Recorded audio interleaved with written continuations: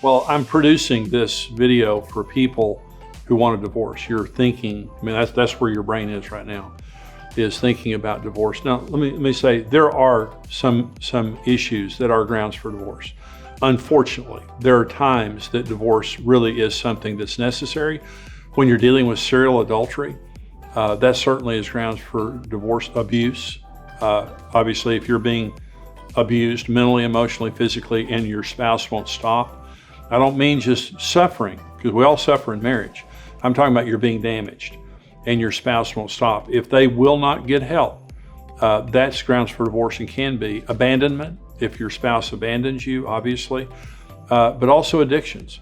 If someone is addicted and they're gambling, like they're addicted to gambling and they're spending all the money as it comes in, or they have a sex addiction, or whatever, drug addiction, alcohol, whatever, that can destroy a family. And so in those circumstances, sometimes there can be grounds for divorce in that, but you really need to get counseling. I really want to encourage you, go to a Christian counselor, go to a pastor, go to a strong, mature leader or counselor and get help.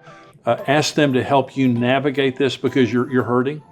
And while you're hurting, you're going to make very poor decisions. You're going to be very reactionary, even if you have grounds for divorce. But can I tell you, 86% of divorces are for non-severe circumstances.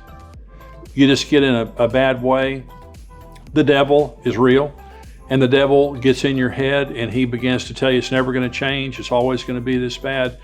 Did you know that there's a book called The Case for Marriage. Linda Waite is the author, and she did a vast research on this. And she's the one that came up with the figure that 86% of divorces are for non-severe circumstances. But did you know that people who are struggling, this is again her research, that people who have a marriage that they would rate as very unhappy, if they stay together, 85% of those marriages 5 years later are very happy? You can outlast your problems. See, every time a person divorces, their chance of divorce goes up 10%, because you get in a pattern of running.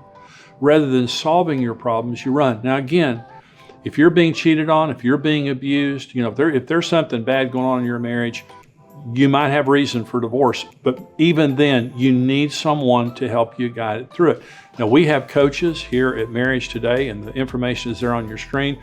We have resources, tons of resources to help you in your marriage. And I can just tell you right now, for many years, we've done this now for over 25 years.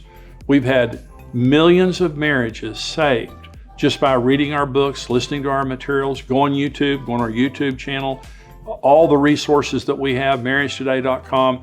I'm telling you, there's help available. And even though it may seem too dark for this to be fixed, I'm telling you, we're in the marriage saving ministry. God saved our marriage. My wife and I almost divorced.